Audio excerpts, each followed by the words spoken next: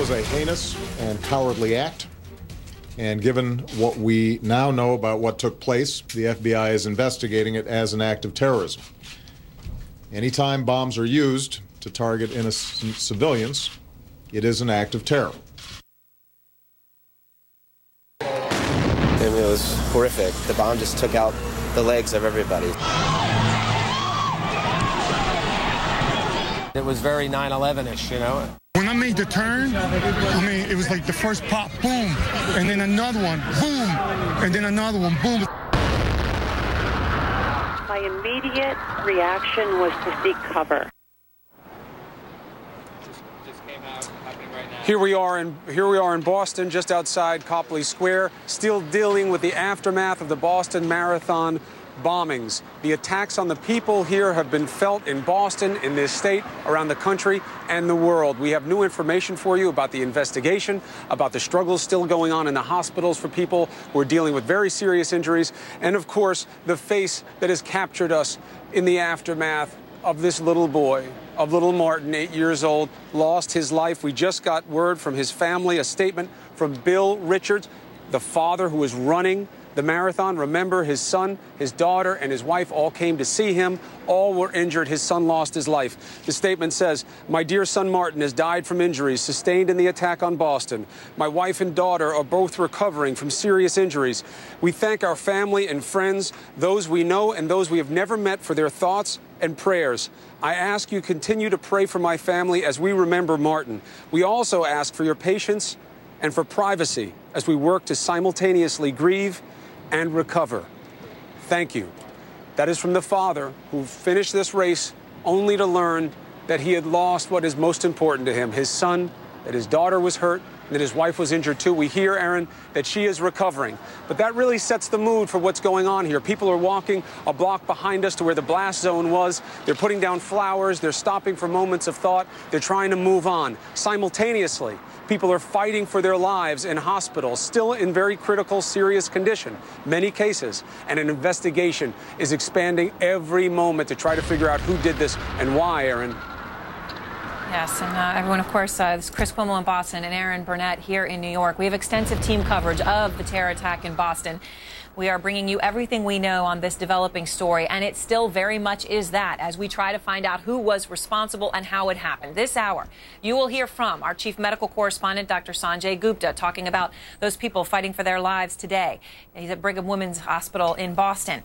Many of the bomb victims are being treated there. And, of course, our CNN analyst and former FBI Assistant Director Tom Fuentes joining us from Washington as we are just getting new information about the bomb and how it was designed. Our chief Washington correspondent, Jessica Yellen, is live from the White House. So we have every single angle, of course, Chris, covered as we try to find more information out.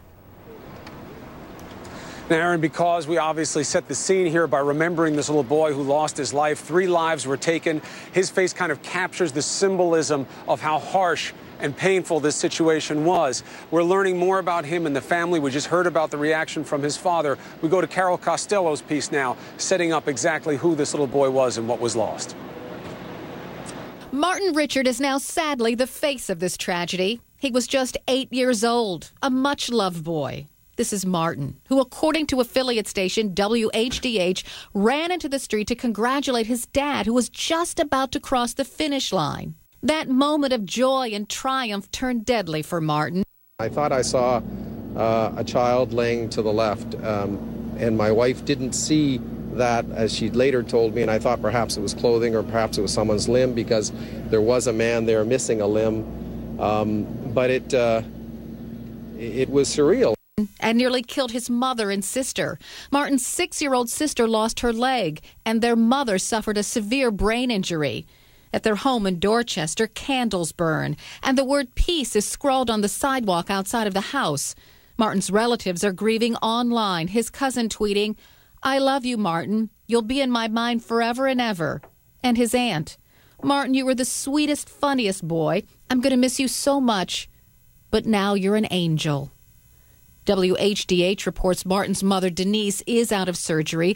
His little sister, who's in the 1st grade, is still in the hospital. We can only assume his dad, Bill Richard, is okay, at least physically. But we do know he is much loved and active in the community. The Dorchester Reporter says the Richards family is, quote, deeply involved in all facets of life in Dorchester, from Little League baseball and soccer to their church, St. Anne's Parish in Neponset. Carol Costello, CNN, Atlanta. That little boy's face, his smile, that picture of him in his communion suit, it's tough to see. It's tough to see what was lost. 3 lives taken in a situation that certainly could have been worse. I know that's perspective that's tough to take when we've had loss, but we'll go to Sanjay Gupta, who's at Brigham and Women's Hospital, because we know, Sanjay, that there are people still in there, and for all we know, we also know it is not over yet. Words like serious and critical, what do they mean? What is still up in the air? Well, you know, in the hospital behind me here, and it's one of 9 hospitals the patients were brought to yesterday, Chris. There are 5 patients in critical condition. And part of this is semantics, but Chris, what the message is that they are still in an intensive care unit. Their vital signs may be fluctuating. And as you say, I mean, they are literally fighting for their lives. Critical condition usually means that. There are several patients in serious condition as well, which is one step lower than critical condition. And some of these patients, I can tell you, Chris, have been going back and forth. Some getting better, some becoming increasingly unstable. That's what's happening. I should point out as well, Chris, to your point earlier, some things worked well. There was a first wave of patients that arrived here, the doctors told me, within 15 minutes of the explosions. So very quick. So key, Chris, taking care of trauma patients. Within an hour, that proverbial golden hour, all of the patients that were going to arrive here at Brigham and Women's did arrive here. One thing I'll point out, Chris, you may have heard this, but just in case you haven't, the doctors have now confirmed to me that within those explosive devices, there was some back and forth on whether they contained other things, such as carpenter nails and BB-like things, and the doctors did confirm now that, in fact, is true. Those explosive devices did contain those things. So details still coming out. We're going to go inside the hospital here in just a little bit, Chris, and learn more.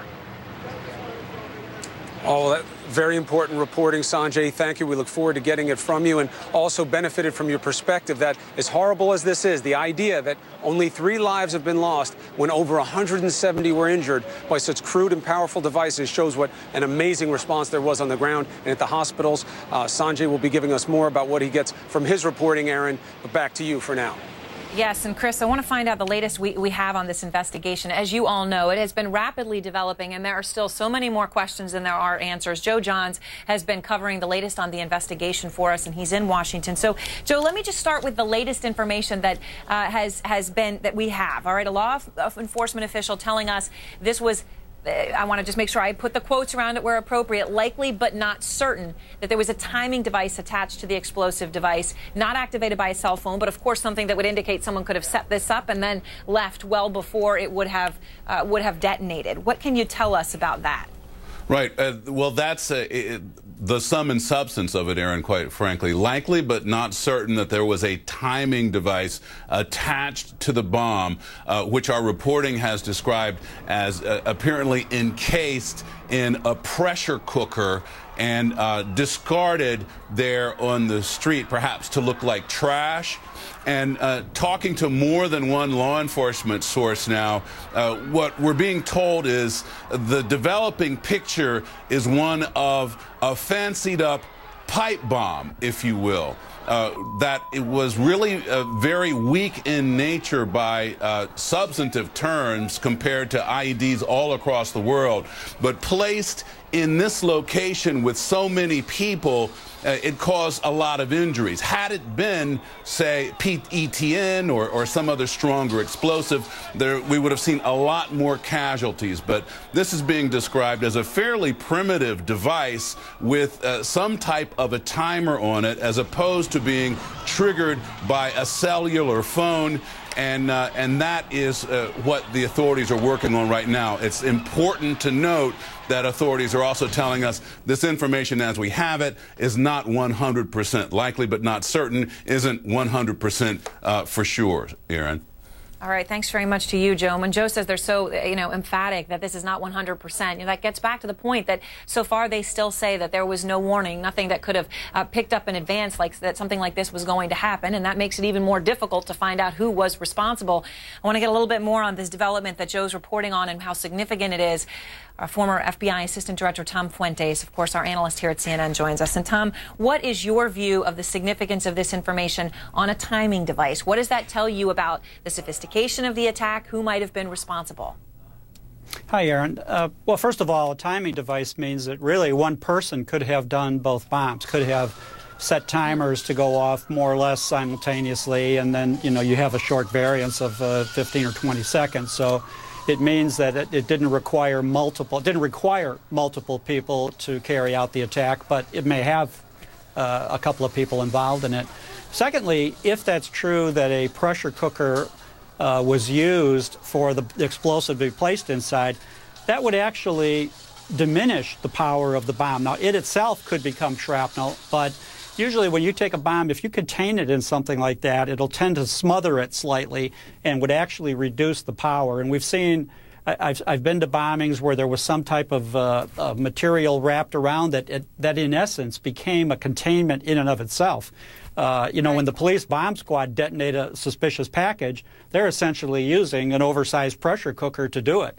Also explosives that I saw in Iraq where they tried to put them inside of cement trucks, the big bowl of a cement mixer, for example, that mixer ended up reducing the amount of power of it. So that could account for 170 wounded instead of 170 dead. All right, and Tom, just a quick follow on that. What is your feeling right now as to, you know, the fundamental question, domestic or foreign? There's been some reporting that Al-Qaeda-linked magazine called Inspire had techniques where it shows you how to make a bomb that might have matched how this was done.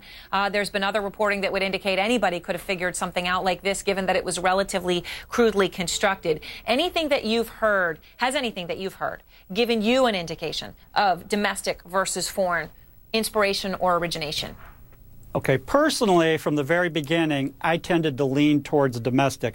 I've been at international bombings overseas on several occasions running the investigation. I've been in the U.S. also running them. And what you have here is that if your expertise is on Middle East terrorism, let's say, then every bombing tends to look like that. It has the hallmarks of Middle East terrorism. If your expertise is domestic, then they tend to look like domestic. To me, from the beginning, it's had the hallmarks of both and neither. And that's been kind of the issue. You don't have a group claiming credit like you would expect with an overseas-based or sympathetic jihadist. But on the other hand, the material being used, especially if roofing nails or carpenter nails were used, that's exactly how the Atlanta 1996 Centennial Park bombing was put together. That was a pipe bomb with food container with nails in it, and one of those nails struck a woman and killed her, and that was used as similar shrapnel to what we have in what it sounds like we have in this device based on the doctor's reporting. So it could be both. It still could be both. One of the things from the investigator standpoint is they do not want to jump to a conclusion too soon, because then you might overlook another fact or another lead that contradicts your theory. They have to be very open-minded, very objective, and pursue every possibility. Right, not get it in your head. It's one thing, and then look for things that affirm that. All right, thank you very much. Exactly, because also I'd like to add on that, what happens is that from an investigator is that you will be subconsciously trying to prove yourself right. Right, and we know what happens with that, obviously, prior examples of that mistake. Tom Fuentes, thank you very much. You're welcome. And Aaron, you know, obviously, we're still in the questions phase. That's why investigators are asking anyone if they have video or pictures or know someone who does, please seek out the helplines, give them the information so they can piece things together. But here's what we know for sure. Yesterday was about resilience. It was about first responders and witnesses turning in the face of danger, helping one another, and stopping what could have been a much greater loss of life. When we come back, you will hear from the people who made a difference in the Boston Marathon attack yesterday. When I made the turn, I mean, it was like the first pop, boom, and then another one, boom, and then another one, boom. It's like one after the other. It was just one big cloud of smoke, white smoke, and then the other one after the other after the other. Okay. It was crazy.